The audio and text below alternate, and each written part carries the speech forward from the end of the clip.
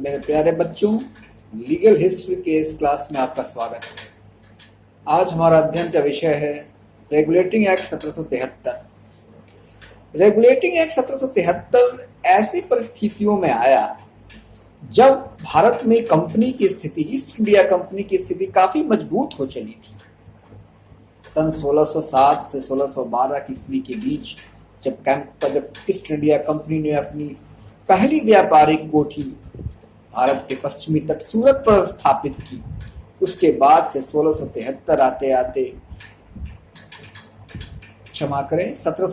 आते आते काफी समय बीत चुका था। मुगल सत्ता के कमजोर होने के बाद 1707 में औरंगजेब के निधन के बाद उसके वंशज एक के बाद एक कमजोर होते चले गए और केंद्रीय सत्ता कमजोर होती चली गई। अंग्रेजों ने, ईस्ट इंडिया कंपनी ने इसका भरपूर फायदा उठाया और उसके राज्य करने की इच्छा बलवती होती चली गई। एक के बाद एक बंगाल, बिहार और उड़ीसा की दीवानी हासिल कर बक्सर के युद्ध में भारतीय शक्तियों को पराजित कर बंगाल, बिहार, उड़ीसा की जब दीवानी उसे हासिल हो गई तो और वह भारत के को एक छत्र सत्ता के नीचे लाना चाहती थी और जो व्यापारी बन के आए थे वो सत्ता प्रतिष्ठान संभालने के लिए इच्छुक हो गए।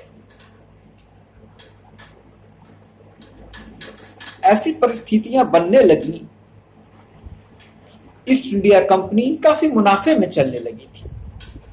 ब्रिटिश संसद में, ब्रिटिश सत्ता प्रतिष्ठान में इस बात की चर्चा थी कि ईस्ट इंडिया कंपनी को एक दायरे में लाया जाए, क्योंकि ईस्ट इंडिया कंपनी पर ब्रिटिश संसद का कोई नियंत्रण नहीं था।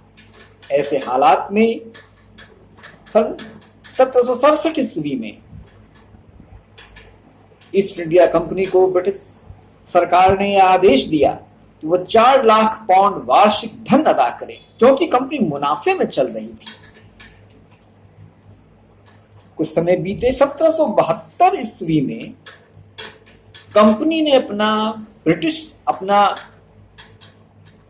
वार्षिक अनुदान ब्रिटिश सरकार को नहीं दिया। ये चौंकाने वाली बात थी और उल्टे ही ब्रिटिश सरकार से 14 लाख पाउंड लोन के रूप में मांगा। ब्रिटिश सरकार को ये भी मालूम हुआ तो वे लोग चौंक गए कि जो कंपनी मुनाफे में चल रही थी उसे लोन की क्या जरूरत पड़ गई। एकाएक बार बार जो रिपोर्ट आ रहे थे, भारत से जो रिपोर्ट जा रही थी, वो सभी ये बताती थी कि कंपनी मुनाफे में चल रही है। एकाएक कंपनी को, और वो भी लोन में इतनी बड़ी रकम 14 लाख पाउंड, 1772 की बात। कंपनी की माली हालत कैसे खराब हो गई। अब ब्रिटिश सरकार को जागना पड़ा कि नहीं, अब ऐसा नहीं चलेगा। ब्रिटिश संसद ने, ब्रिटिश सरकार के निवेदन पर ब्रिटिश संसद ने 2 कमेटियों का गठन किया, सीक्रेट कमेटी और सेलेक्ट कमेटी। इनको कंपनी की अद्यतन स्थिति की जानकारी रखने के लिए अधिकृत किया गया और कहा गया कि वो अपनी संस्तुति जल्द से जल्द ब्रिटिश सरकार को और सदन के पटल पर रखें। सदन समिति ने, इन 2 समितियों ने, सीक्रेट कमेटी और सेलेक्ट कमेटी ने अपना काम शुरू किया और इसने जो अपनी संस्तुतियां प्रस्तुत की, रिकमेंडेशन प्रस्तुत किया, उसके तथ्य बड़ी चौंकाने वाले थे। कंपनी की माली हालत तो खराब हो गई थी, लेकिन उसके कर्मचारी मालामाल हो रहे थे। दिन प्रतिदिन वो धनाढ्य होते जा रहे थे। यह कैसे? कंपनी की स्थिति खराब होती गई और उसके कर्मचारी जो उसके इच्छा पर निर्भर थे, उसके एम्प्लॉय थे, वो मालामाल होते जा रहे हैं। इसका मतलब था कि कंपनी में भ्रष्टाचार चरम पर था। ऐसी ही स्थिति में ब्रिटिश सरकार ने यह कहा कि अब ये हस्तक्षेप करने का समय आ गया है और ब्रिटिश संसद से यह निवेदन किया कि अब एक कानून बनाया जाए और कानून बना के ईस्ट इंडिया कंपनी की नकेल को कस दिया जाए। जो अब तक करीब 150 सालों से ऊपर जो कंपनी अबाध व्यापार कर रही थी, बिना नियंत्रण के व्यापार कर रही थी, अब उस पर एक रोक लगाई जाए। और इन्हीं सब परिस्थितियों में ब्रिटिश संसद ने जो कानून पारित किया उसे रेगुलेटिंग एक्ट 1773 के नाम से जाना जाता है। रेगुलेटिंग एक्ट यानी कंपनी के अफेयर्स को रेगुलेट करने वाला कानून, नियंत्रित करने वाला कानून, रेगुलेटिंग एक्ट 1773। कंपनी के अफेयर्स पर आज तक किस नियंत्रण नहीं था ना ब्रिटिश संसद का था और न ब्रिटिश सरकार का तो था ही नहीं।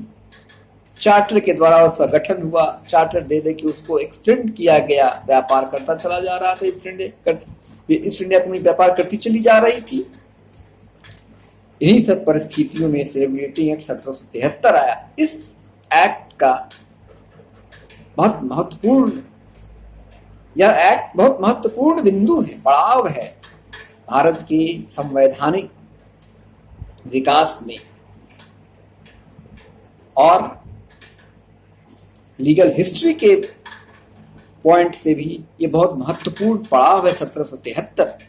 इसलिए इसका अध्ययन हम लीगल हिस्ट्री में करते हैं, कानून के इतिहास में इसका अध्ययन किया जाता है। इसकी विशेषताएं कई महत्वपूर्ण विशेषताएं। पहली इसकी विशेषता है कि इसे ईस्ट इंडिया कंपनी को सीधे ब्रिटिश संसद के नियंत्रण में ला दिया गया, यानी कि ब्रिटिश संसद अब इसका नियंत्रण रखेगी। जो भी कानून बनेगा उस कानून के दायरे में ब्रिटिश संसद जो कानून बनाएगी उसके दायरे में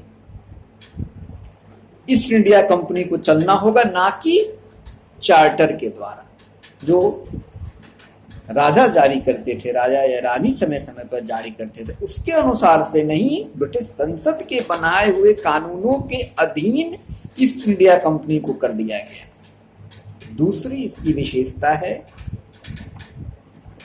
कि लोन का रिक्वेस्ट किया था ईस्ट इंडिया कंपनी ने, व्यापार भी चलाना था, व्यापारिक हित जुड़े हुए थे।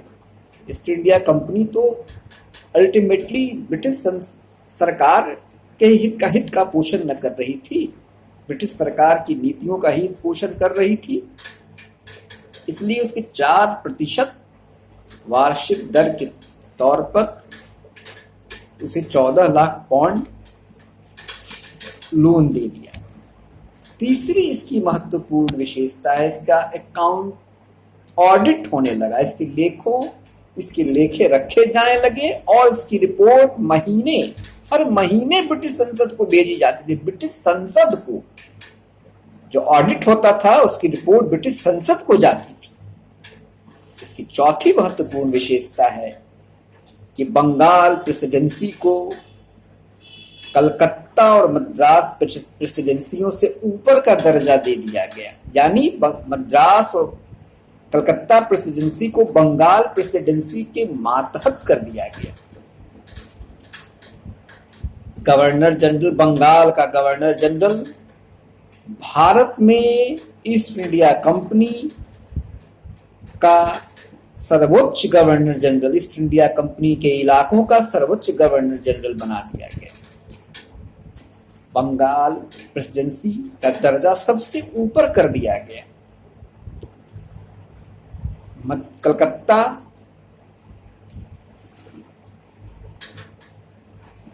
कलकत्ता प्रेसिडेंसी नहीं, बंबई और मद्रास में, क्षमा करें, बंबई और मद्रास प्रेसिडेंसी को बंगाल प्रेसिडेंसी के मातहत कर दिया गया। यानी बंगाल की प्रेसिडेंसी बंबई और मद्रास प्रेसिडेंसी से ऊपर हो गई। बंगाल का गवर्नर जनरल भारत में ईस्ट इंडिया कंपनी द्वारा अर्जित सभी क्षेत्रों का गवर्नर जनरल बन बैठा, चाहे वो बंबई की सीमाएं हों या मद्रास की सीमाएं हों। बंगाल का गवर्नर जनरल सर्वोच्च व्यक्ति बना वो सर्वोच्च, और ईस्ट इंडिया कंपनी की जो सेनाएं थी उसका वो सर्वोच्च सेनापति घोषित कर दिया गया। बंबई और मद्रास के गवर्नर को अगर कोई युद्ध या संधि करने की इच्छा होती किसी से, तो उसे बंगाल प्रेसिडेंसी के गवर्नर जनरल से आज्ञा लेनी होती।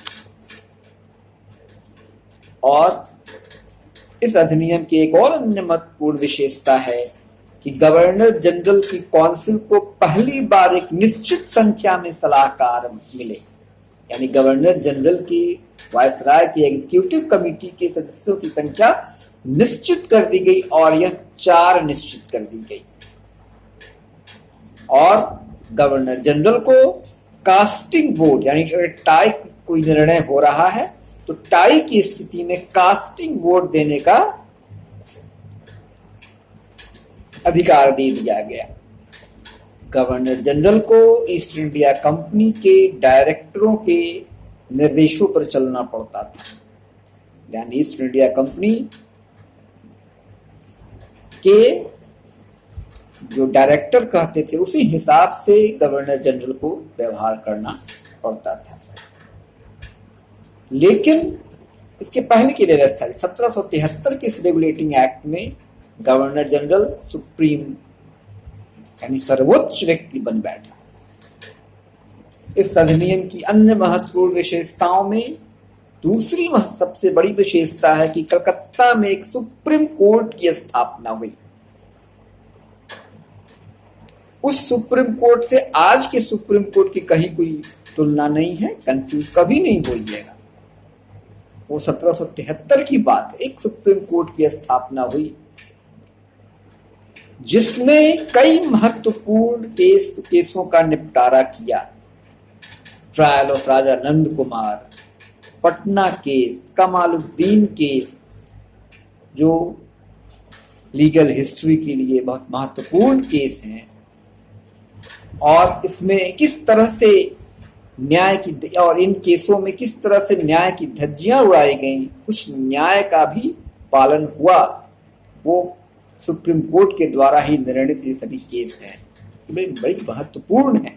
आगे के अध्ययन में हम लोग इसका अध्ययन करेंगे, आगे के व्याख्यानों में हम लोग इसका अध्ययन करेंगे।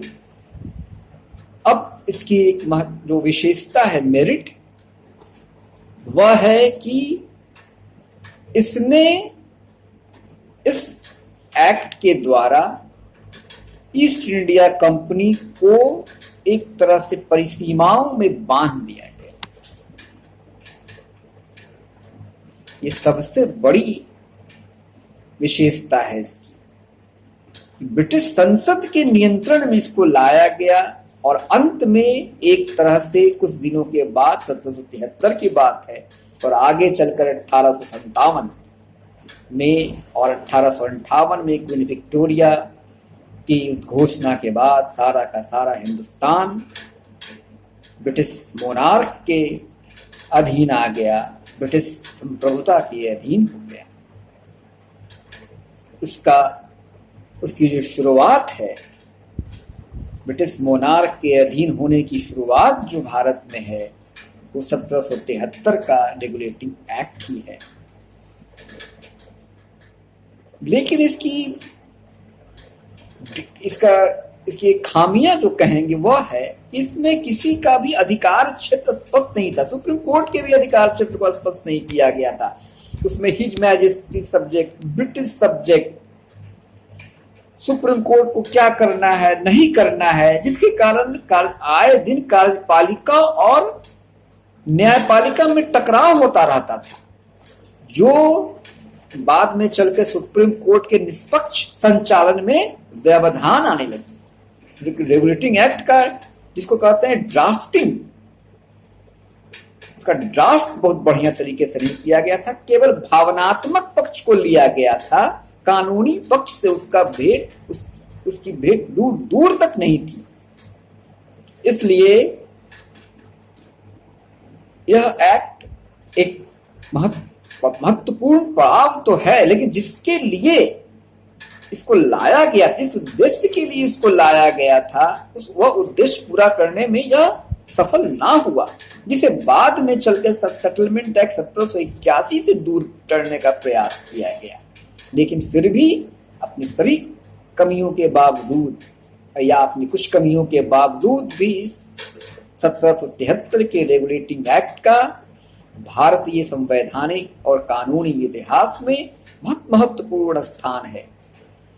इसने भारत को गुलाम, ऐसा कहें अगर हम, इसमें तो कोई अतिशयोक्ति नहीं होगी, गुलाम बनाने की दिशा का ये पहला पड़ाव था, पहली सीढ़ी थी, पहला सोपान था, तो इसमें कहीं कोई अतिशयोक्ति नहीं होगी। इतिहासकारों में अलग अलग मतभेद हैं, लेकिन जो मैंने जाना है, इतिहास को मैंने पढ़ा है, और एक कानून का विद्यार्थी होने के नाते मैं ये बताऊं कि यह भारत जो 1858 में गुलाम बना, ब्रिटिश मोनार्क के अधीन आया, उसकी शुरुआत इस 1773 के रेगुलेटिंग एक्ट से ही होगी। आज का व्याख्यान हमारा इतना ही। अगले व्याख्यान में फिर और कुछ लीगल हिस्ट्री के बारे में जानेंगे। तब तक के लिए धन्यवाद।